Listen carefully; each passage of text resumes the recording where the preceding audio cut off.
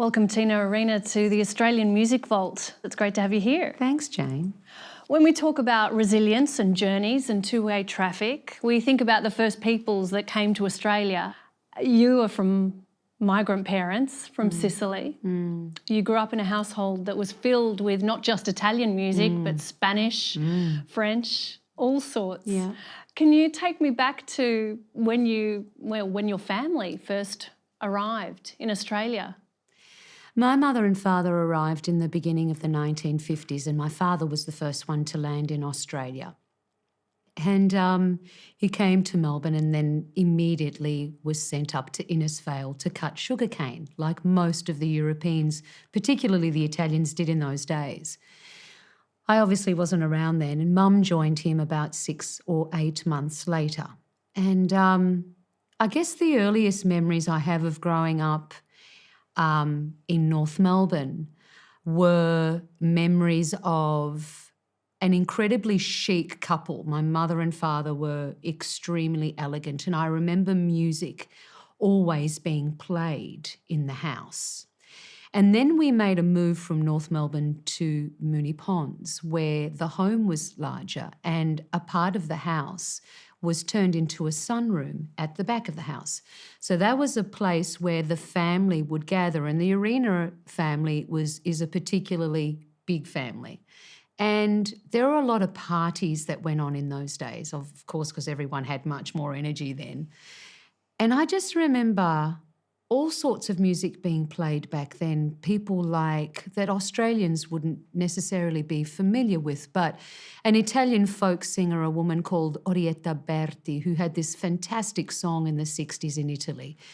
A guy called Luciano Tajoli, to Mario Lanza, to Marcella Bella, to all these incredible singers. And also French music was played as well, and there were Spanish things. But it was a happy house, and a house that was always very warm with music. So I was singing before I was literally stringing sentences together. So I guess I got them to blame, really. And of course, then came the big Italian-filled wedding receptions where you'd get up and showcase those vocal talents at a very young age. Yeah.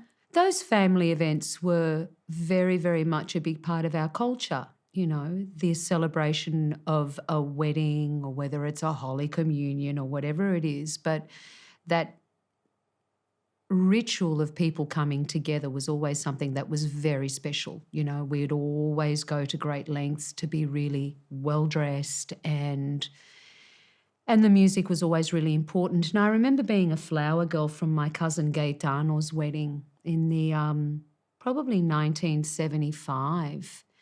And I remember pestering my dad and saying, "Dad, I really want to sing." And my father really dismissing me, going, "Disappear, go and play." And I kept going back to him till he finally buckled and said, "Okay, let me go and see the MC." So I remember then getting up, singing "You're My World" and entertaining, 400 people that were invited to this wedding. And I remember that being such a natural thing for me. And I guess it's probably got a lot to do with the fact that even earlier than that, which was pretty early, I was always singing.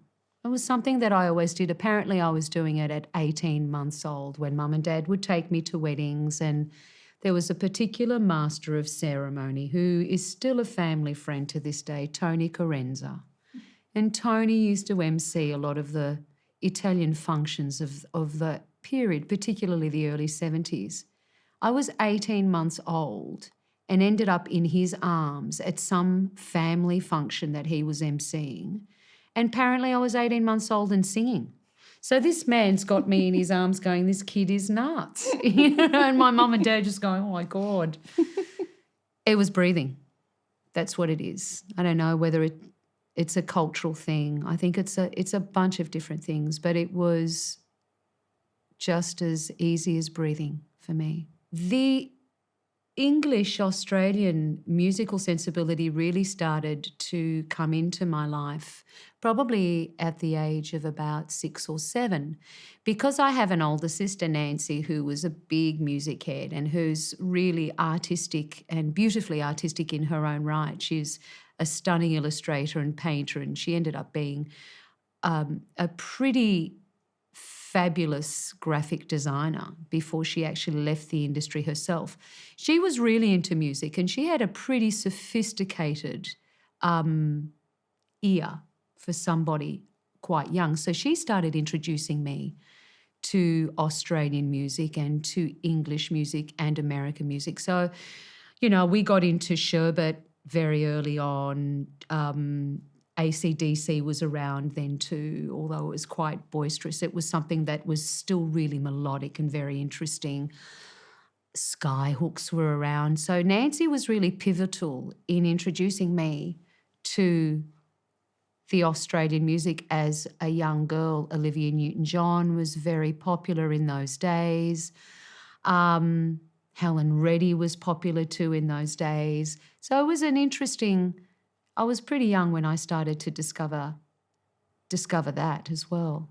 So you sing at a wedding reception where you're essentially spotted by a dear friend of the family's?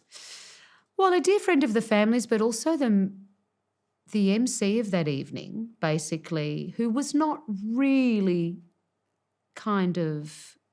he didn't particularly enjoy my father bothering him throughout the evening, asking him if his young daughter could sing.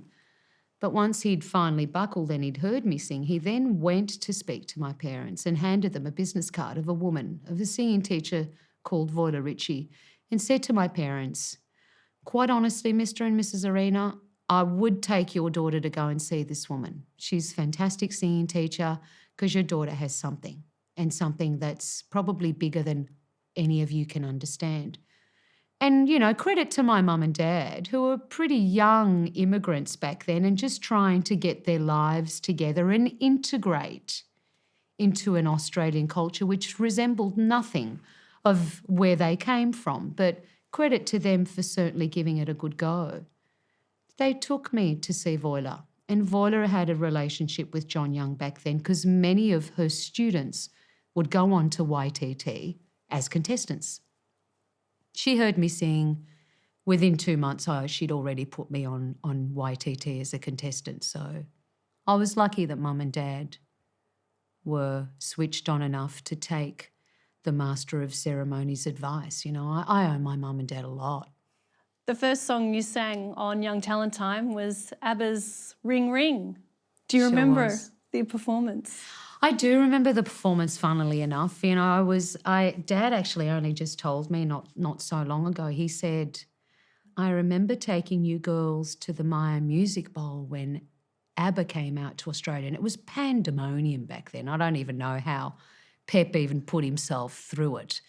But I was such a big fan of Benny and Bjorn's songwriting back then, and I still am. I have incredible respect for their incredible sophistication and their understanding of pop tunesmiths. I do. I remember rehearsing this song and I remember going in there and I was nervous, but even through those nerves, as a child, I kind of felt like I belonged there. I was like, man, I belong here. I'm really happy here. Kids, see you later, everyone. You know, yeah, I was humbly confident. And it's funny because otherwise when I wasn't performing, I was pretty shy. But as a performer, it was incredible because I became somebody else. And you felt so at home on Young Talent Time. You stayed until you were just shy of your 16th birthday. Correct. Yeah, I did. I left Young Talent Time 2 weeks before my 16th birthday because it was a rule back then that at that particular point in time, you could tell that the kids were growing. They needed to concentrate on their studies, which I'm grateful that I did. I really did, because you only have one education. So you got to make the most of it. I had the rest of my life to perform.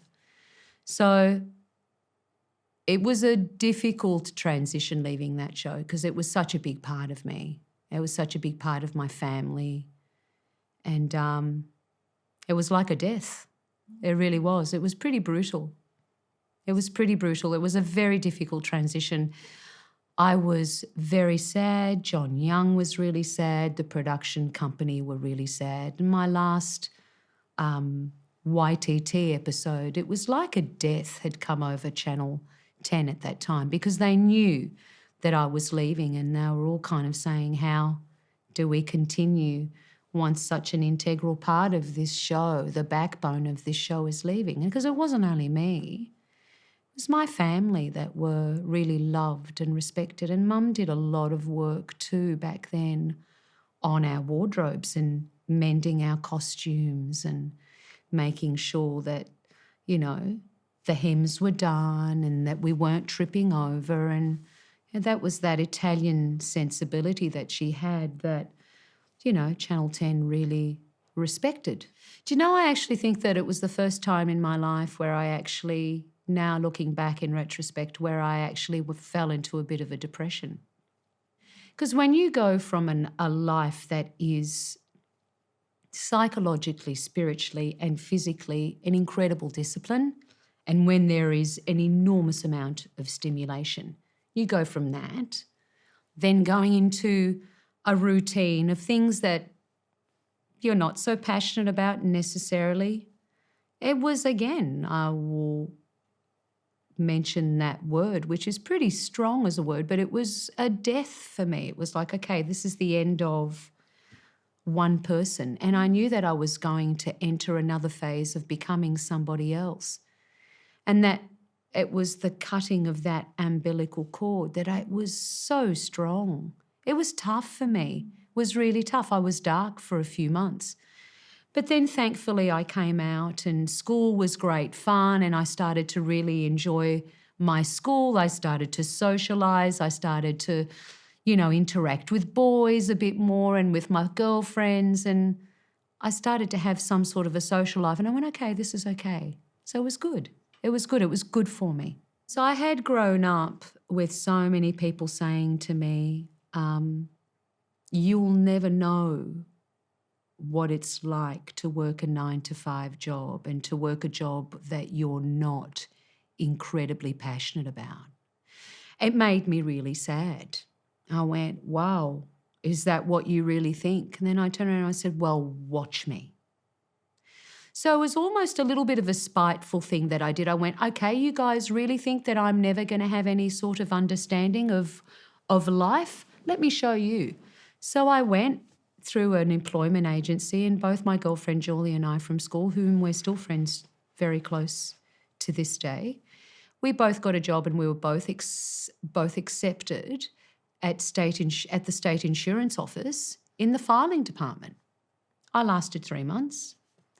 Yep, it wasn't what I wanted to do. I knew that within the first week, but it was a very important human exercise for me that I understood very clearly that there are some people in life that end up doing something that they're really passionate about and that can make them really happy. And then there are others in life that are incredible soldiers but that end up doing things that don't make them as happy.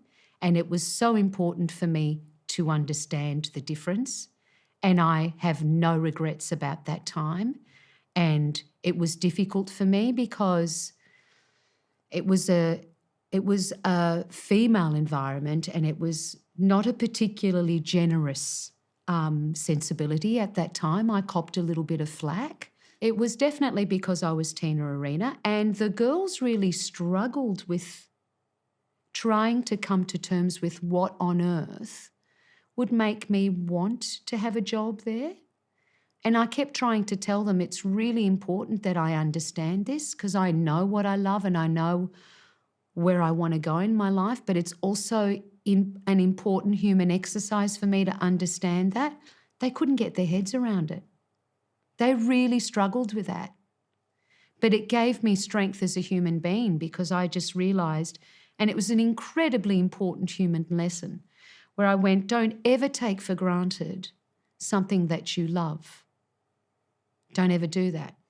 So I saw a side of life where people weren't particularly excited about getting up in the morning and going to work. And I went, how privileged am I to be able to say the contrary, that I don't mind getting up and going to work. So it was an important human exercise. I have no regrets. Next phase is to get yourself a record deal and a manager and do what you love and are passionate about. And that culminated in your debut album, which you weren't that happy with initially. No, I initially wasn't happy with it because my expectations, the bar was so high for me. I had set that bar. Nobody else. It was me. It's an interesting thing. Why do I continue to set that bar so high? Perhaps because I'm not a fan of mediocrity. And because people for a long time, I guess, knew that there was some sort of an ability, but were quite dismissive of that ability. It was also pre-social media, pre-technology, pre-all of that. So the platforms were much smaller, things were scrutinised, children were children in those days in the 70s, and I was kind of breaking new ground back then. And I'd also had a history that had painted me in a particular light, that I was struggling because I had moved and obviously grown and wanted people to accept me as a grown-up.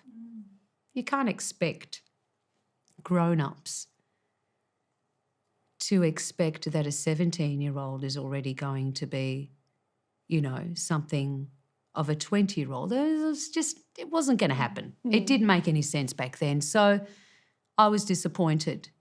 But looking back now and listening back now, I am astounded at the quality of that first record from a musical perspective, from a lyrical perspective, and how incredibly sophisticated it was in 1989 and 1990 when those records came out and people still struggled and saw me as Tiny Tina, which I can completely understand now in hindsight.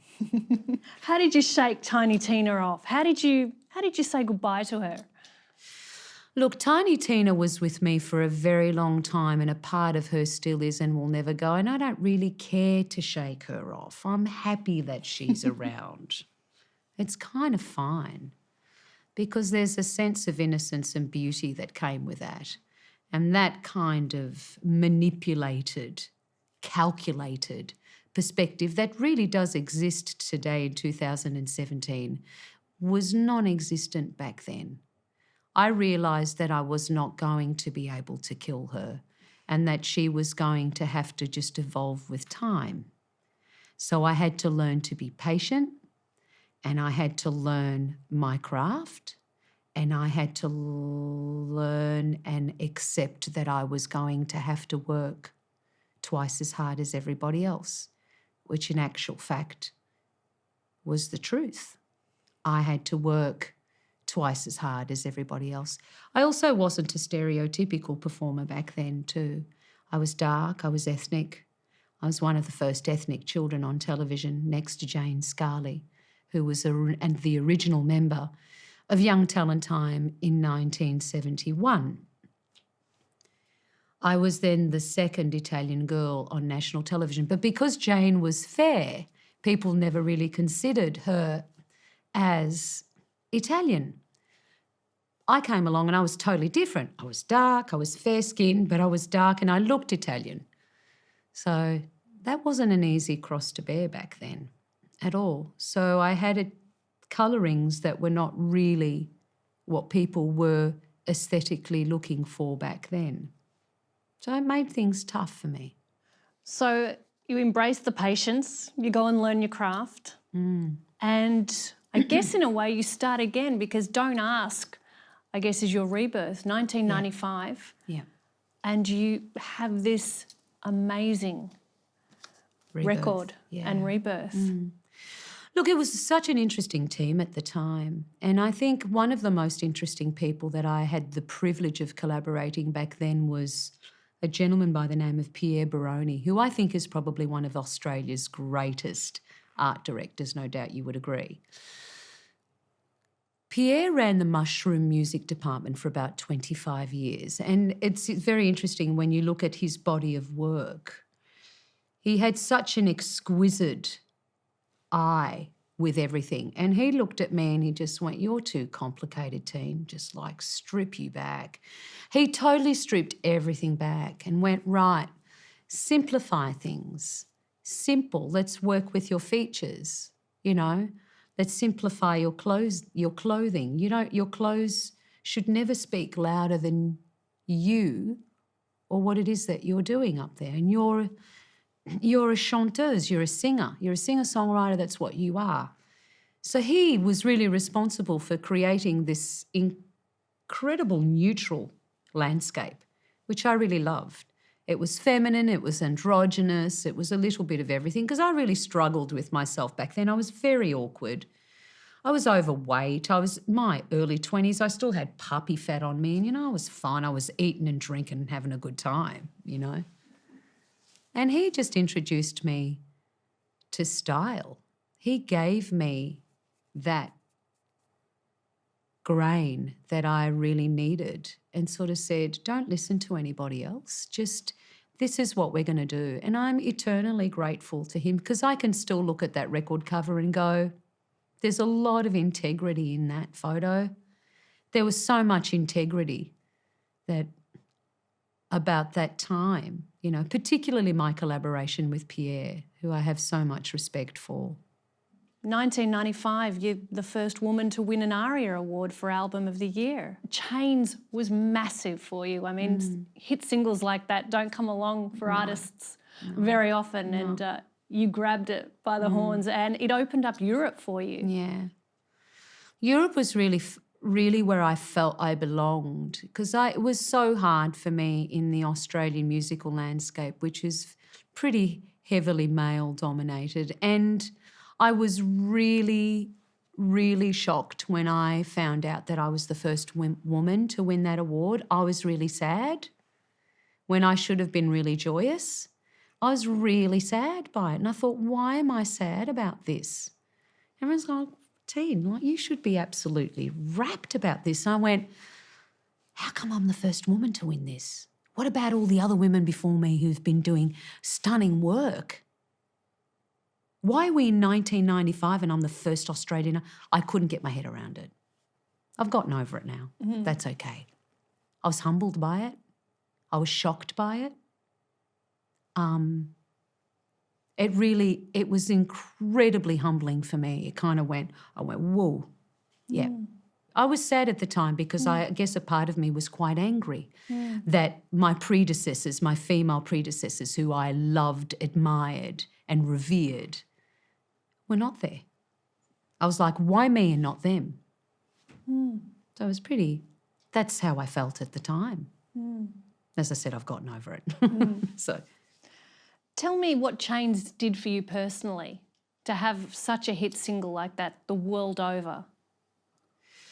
Funnily enough, you know, they say that art imitates life or life imitates art. I'm not sure which one is more truer than the other. I think at that particular point in time, art was sort of imitating my life.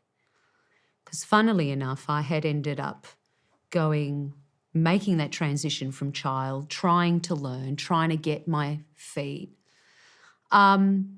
There are good people that you cross paths with, and there are some others that just have different agendas to yours. I felt quite suffocated at that time. It was an intense work period that I would never be able to physically handle today. I would never be able to do that again because it's so spiritually and physically taxing. I felt like that song, when I wrote that song, I was predicting my future. You know, it was funny. It was like looking into a crystal ball, and that's happened to me a few times. And I really was in chains, very, very much so. So that song it had a very profound effect on me because as liberated as what a lot of people may have thought I was at the time, there were so many sacrifices and so much stuff that went on behind the scenes that were pretty heavy things to pay for. But it is a particular song and a particular subject matter that I think any human being from any walk of life, from any colour and any credence can completely relate to. And I think that's why it maybe had the effect that it did, not only here but worldwide. It was a real young woman screaming out, going, man, I'm in pain here. someone help me, you know.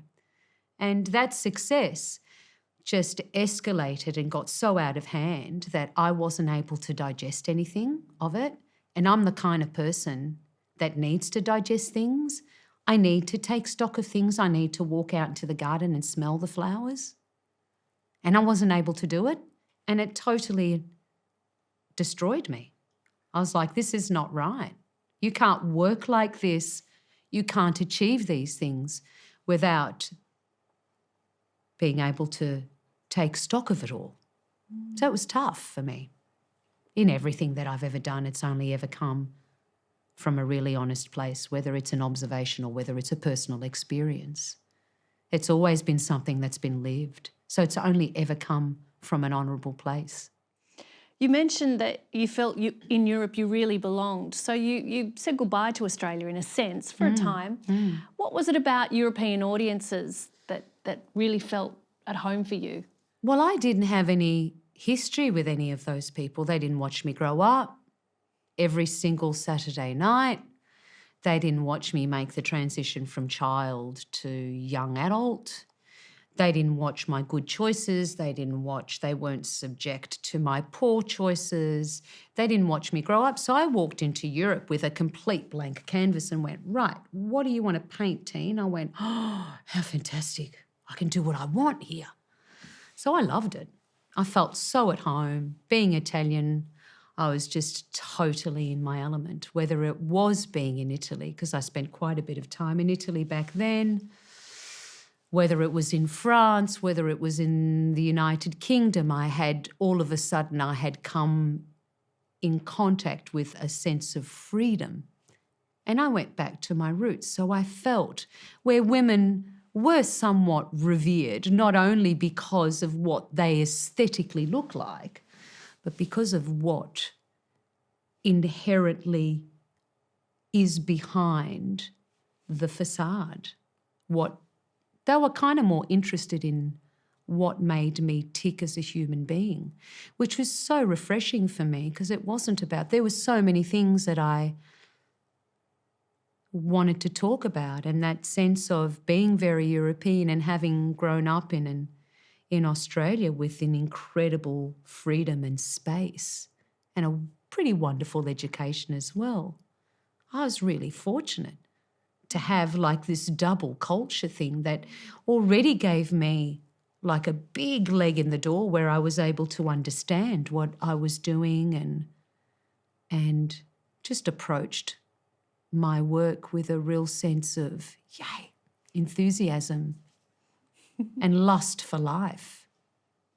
So how was your relationship with the Australian public once you were over there and living this fairy tale life, in a sense, I guess, for an artist? For an artist, look, I don't know. The Australians were always very positive about my European foray. I think that anybody that would understand would have no doubt understood why you'd have to go. And for me, it was just about growing. It wasn't so much about necessarily leaving something behind.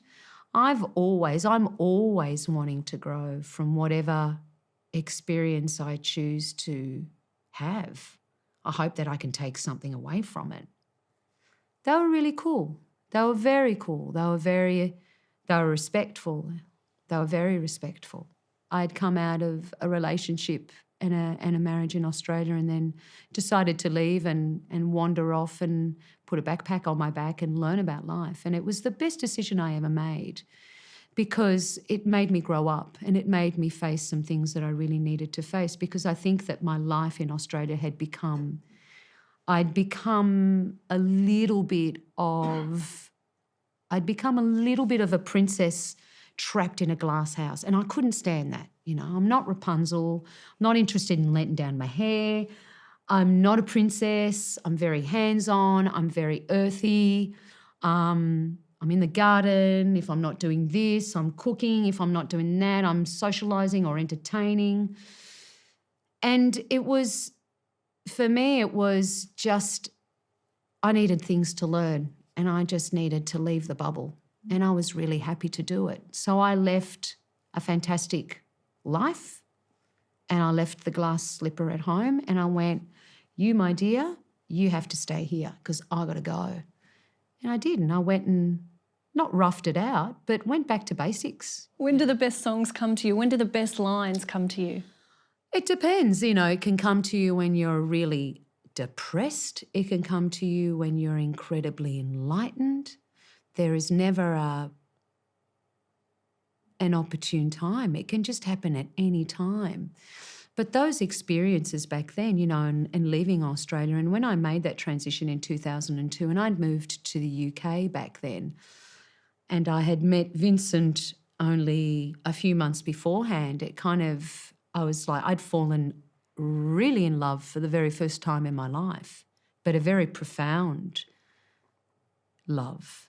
And I started writing things like Symphony of Life, which was about Vince, and things like You Made Me Find Myself, and that third record, Tangled, which I co-wrote with some friends of mine, talking about the complexities of coming out of something and moving into something new. And it was a particularly rich time for me creatively because I was totally exploring, which at that particular point in time record companies were not at all embracive of.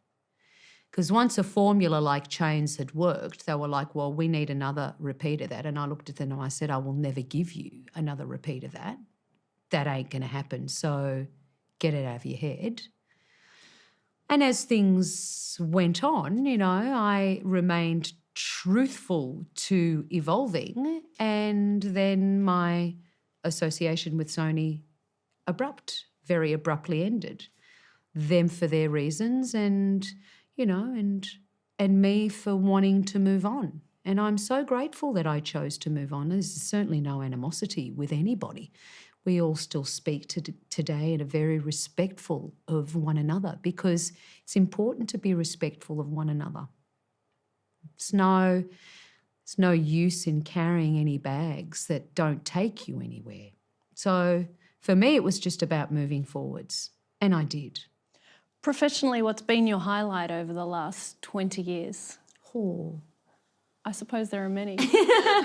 It's kind of hard to be specific about one particular highlight. The one particular highlight for me is becoming a mum.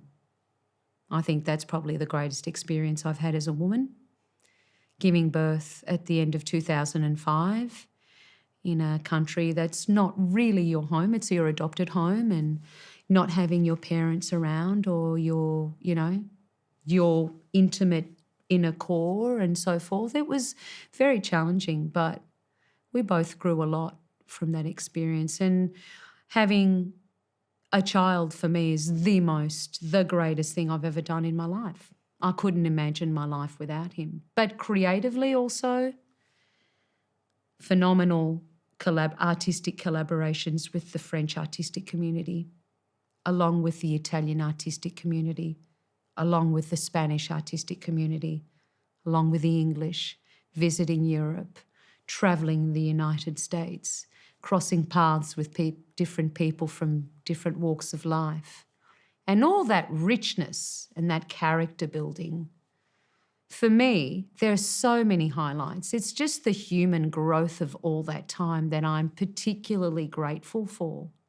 Because I think it shows in your work when you have, I couldn't possibly name one thing. What do? I talk about the Olympic Games. Everybody would know as a performer, if you're opening the Olympic Games in your country, you're not going to sit there and go, well, this is shit. You're going to say this is pretty amazing, right? So, I don't know. My journey has been an extraordinary one. Watching Cadel Evans win the Tour de France was pretty special. I mean, we hadn't had an Australian win that for quite some time, and we know how grueling that race is. That race is. When they go to the winner's block, and there you are singing Waltzing Matilda, or Advance Australia Fair, I should say. Yeah. It brought tears to my eyes. It was such a beautiful moment. That will always go down for me as no doubt a highlight in my life, because it's quite funny how that whole thing started. My Belgian concert promoter texts me that Sunday morning, and it was a beautiful day outside. I was still in my dressing gown. My son's playing in the garden. Vince is in the garden doing something, and I'm sitting there going, I've got to get lunch ready. So Salvatore texts me and says, oh, Cadell's wearing the yellow jersey in French. I text him back and I said, who's Cadell and what's the yellow jersey? He texts me back with something that I ain't going to repeat. He said, you couldn't possibly be that stupid, could you? I said, try me. And he explains to me, then he calls me, he says, Teen, and I've gone, yeah. He goes, Australia is just about to win the Tour de France for the first time in its 98-year history. And the guy's Australian, his name's Cadell Evans. I've just gone into an absolute flurry. I've gone, what? And he said, well, what are you going to do? I said, what do you mean, what am I going to do? I'm in my dressing gown. I'm just about, I said, Salvatore, what? He goes, you can't let them play the MP3. He goes, you've got to get your ass down there to the Champs-Élysées and you've got to go and sing the national anthem. I've gone, mate, I don't think that that's going to be possible because if they're coming in 3 hours, I'm still in my dressing gown. I don't know how that's going to happen. In the meantime, Vince comes in the door and says, what's going on? And I said, Cadell Evans has got the yellow jersey and he goes, an Australian's just about to win. And I could see my partner's head, just this thing just ticking over and I'm going, you start to make me scared now. I said, what are you thinking? He said, well, if Australia's going to win, you're going to get up there and you're going to sing the national anthem in the middle of the Champs-Élysées. And I looked at him, I said, you've got brain damage. He said, no, I haven't. He said, just a second. He disappears and goes and makes a phone call to two of his dear friends who happen to be two major organisers of the event. And he rings them on the phone and says, hi, guys, it's Vince. And they've gone, oh, my God, Cadell's just about to win. And he's just put it out there and said, what if Tina gets up and sings the national anthem live? Barbara turns around and says, I'll call you straight back. Boom. Goes and speaks to the head of the Tour de France, who then goes to speak to the head of France 2, which is the television network that is diffusing that around France and parts of the world. They've come back to Barbara and the CEO of the Tour de France and said, we would be so delighted if Tina came and sang the national anthem. I, in the meantime, call the Australian ambassador at the time and say to him, what do you think? He's like, oh, Dal, you've got to get down here. I said, look, I'm going to come down. Don't bother about sending the MP3. And he's gone, what? You're going to sing? Goes, all right, fantastic. This whole flurry of different phone calls that were going on within the space of about 45 minutes where nothing had been organised. And within 45 minutes, I literally had fed the family, thrown myself in the shower, gone to my wardrobe and gone to pick up an old Australian T-shirt that Nicole Benithan had made for me years prior. Pair of knickerbockers, khaki knickerbockers, said, that'll do. Boom, grabbed my makeup, got in the car. We sped down the freeway, sped into town. Thankfully, I don't know how we even managed to get through town in 20 minutes, breaking every law, of course, but it was worth it. I was doing my makeup in the car, got out there, did a quick sound check, went on about an hour and a half later and sang the national anthem. And Vince had organised it. I had agreed to it because I was like, well, I'm here, I'm going to get up and sing for him. I got up, Cadell was escorted up to the podium, to the centre of the podium, to be given his award and them to make the announcement that he was the gagnant, the winner of the Tour de France. And I just walked up the stairs and he looked over to me and saw me and just started bawling like a 5-year-old. And I've gone, oh my God. I've gone to him, I've gone, don't cry. Like they've gone, don't cry. And really took a deep breath and gone, okay, I'm in the middle of the Champs-Élysées. This is just about to go live to air around the world. Tina, get your shit together. Boom, got out there, did the national anthem a cappella. Had no idea. And the next day Australia went bananas. I went into hiding for 1 week because I was so freaked out with the media press. And I turned around and I said, this is not about me. Please do not make this about me. revere this man who has just won the most difficult human contest that anybody can put themselves through on this planet. So I didn't want to answer anything at all. And my poor manager at the time, I don't know how Bruce dealt with it, but he did a fine job. But that was a moment that I will forever be grateful for, the spontaneity and the love that I have for my country, and the pride of being Australian at that time. Everybody looked at me very differently and looked at our country very differently from that point on. And I'm so grateful to have played just a very little part of making sure that people don't think we're just about crocodiles and deadly spiders and deadly snakes. We are a nation of great multiculturalism that should be celebrated and should finally grow up. And I think that was the moment where Australia, from an international perspective, really started to grow up. So, how are you finding being back in Australia? I know you've been spending a bit more time here than usual. Is this home for you? Is France always going to be home? Or is it a mix? I think it's a mix. You know, I'm very European. I think that's something that's pretty obvious now. I'm very connected to my European roots. And a thing that saddens me about having come back to Australia these last few years is very slowly watching how Australia has somehow and for some reason slightly severed their connection with Europe. I know what you mean. And I struggle with it. Spiritually, I struggle with it because we are a nation of European descendants. The real Australians are our Aboriginal family. They're the owners they're the custodians of this land. We're not. We are descendants of Europeans that have helped contribute to making this country what it is today. This will always be my home. This is where I was born. This is where I was educated. This is where my life started. It plays a very, very important role in my life. And it's important that my son, being educated here, gets a real sense of that, which he does because he's got a lot of family here. And but my heart is also in Europe as well. My heart is in Italy and my heart is in France. You know, they are culturally, they are a very, very big part of who I am. They're languages I speak fluently, that I'm really passionate about, historically, on every level. There's so much that that I've learnt particularly from both of them. So I kind of feel, look, I'm blessed to be able to have the three. What can I say? Maybe I'm greedy. But I'm happy. I'm happy. Let's talk about the famous ARIA speech 2015, where you were inducted into the Hall of Fame.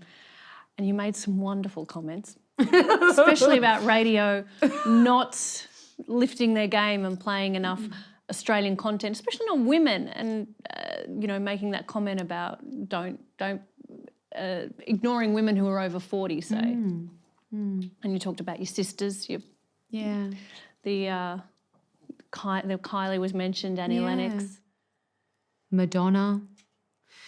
These are I've known Kylie all of my life, and I've watched this woman work tirelessly for such a long time.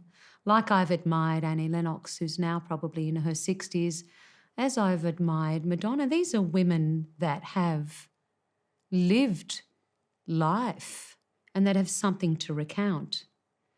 I've struggled with the lack of support, which is the reason why I took that opportune moment when I was being inducted into the Hall of Fame in 2015 to make the speech that I did. And it wasn't an easy thing to do. It really was. It was a couple of weeks of an enormous amount of work putting that speech together with my team, being really nervous about the things that I was going to aboard, but also understanding that it was time and appropriate, considering the circumstances, that I speak about those things that are true to me, and whether people want to accept them or not. It was an important time for me to share that. Women have always been at a great disadvantage in the music industry in Australia, whatever department, whether it be radio, whether it be singers, whether it be songwriters, whether it be sound engineers, whether it be lighting, production. We have always been on the back foot. And I just thought it was time that I spoke up about it and told people that it's not acceptable that that continues to be the standard in this country. I'm a great believer that life requires a balance of yin and yang. And as much as I will always defend females, I'm not against males. I've always loved men. I love men. I have great relationships with them. Some of my greatest friends are males. And they give me a perspective that sometimes a woman is not capable of doing. So I never wanted that moment to be a male bashing moment, because that was never the intention. What it was to make them aware that we deserve to be heard, even in our 40s, regardless of whether you desire us physically or not. It should never be the prime motivation. The motivation should be the spirit of the woman and what it is that we both have to give one another and that we have to learn from one another. That was what was really, really vital for me more than anything, because I've always believed that you always move forward in love, that you don't move forward in hate. I'm not selfish. I'm generous. I'm privileged, but my art is about sharing. And that moment was a monumental moment that I'm grateful for. How can we make it better for females in Australian music, apart from the radio airplay?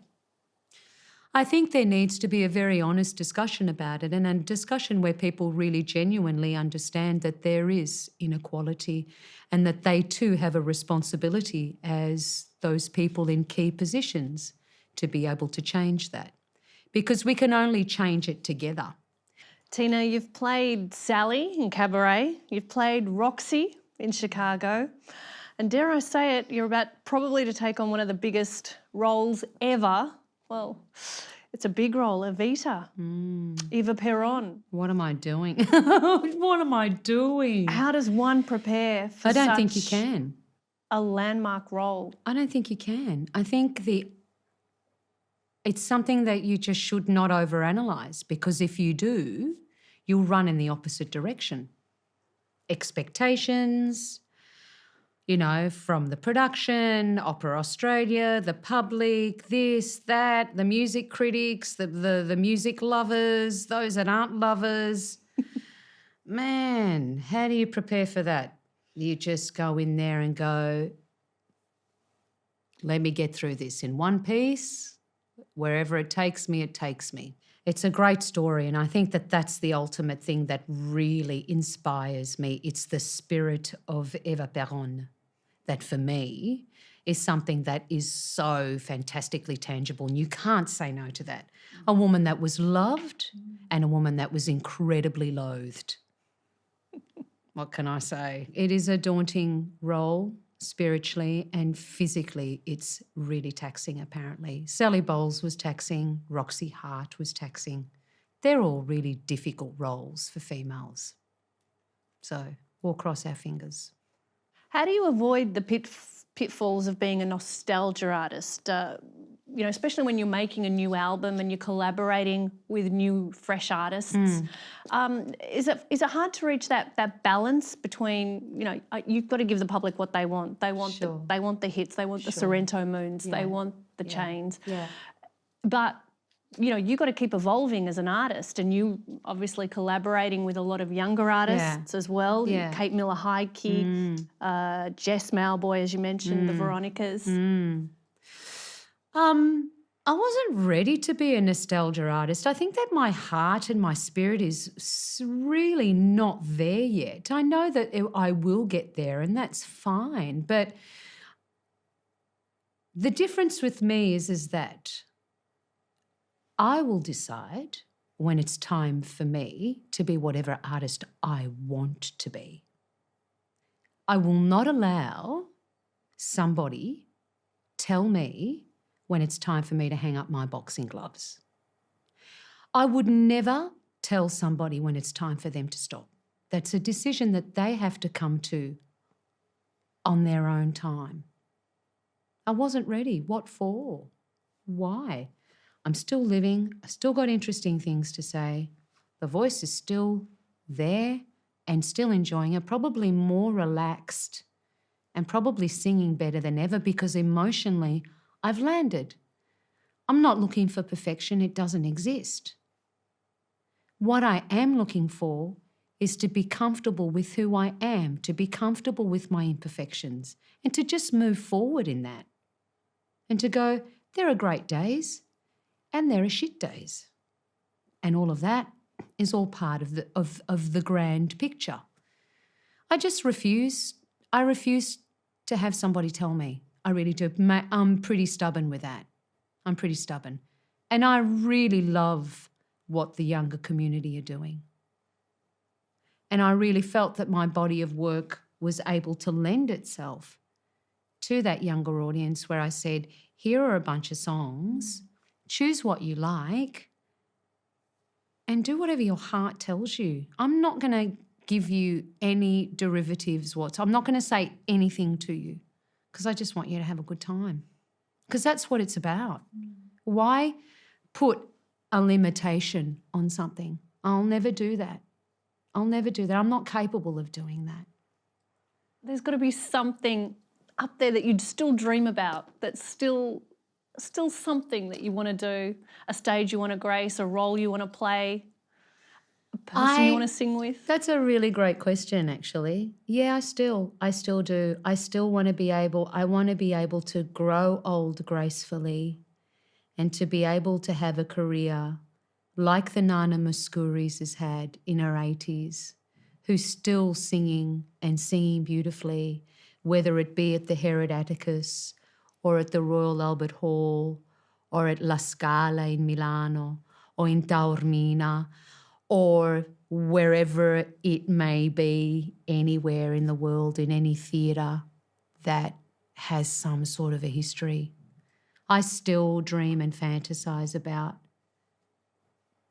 singing in Italy. I really want to do an Italian record before I hang up my gloves because I grew up with the likes of Marcella Bella and Mina, who for me is like a goddess, one of the greatest voices alive. I had the privilege of performing at the Herod Atticus last year and with two of really dear friends of mine, a gentleman by the name of George Paris and another one by the name of Mario Frangoulis. And Mario is very respected in the musical theatre world, and they had invited me to appear as a guest at the Herod Atticus. When you arrive at a venue that is more than 2,500 years old, where every rock has been strategically placed, where every porterhole, where everything that surrounds you is seeped in history and beauty. And I am wearing Martin Grant, who is an Australian couturier who's been in Paris the last 25 years and who's become a really dear mate of mine. And I walked up those stairs to get onto the stage at the Herod Atticus, and I look behind me and I see the photo of Maria Callas. Doesn't get any better than that. That was amazing. Your singing teacher, Voila Ritchie's long gone now. What do you think she'd say about your amazing career in singing, being there at that venue and seeing the photo of a painting of Maria Callas? I think she'd just be really, really, really thrilled for me, because at the end of the day, it's just a young girl with a dream.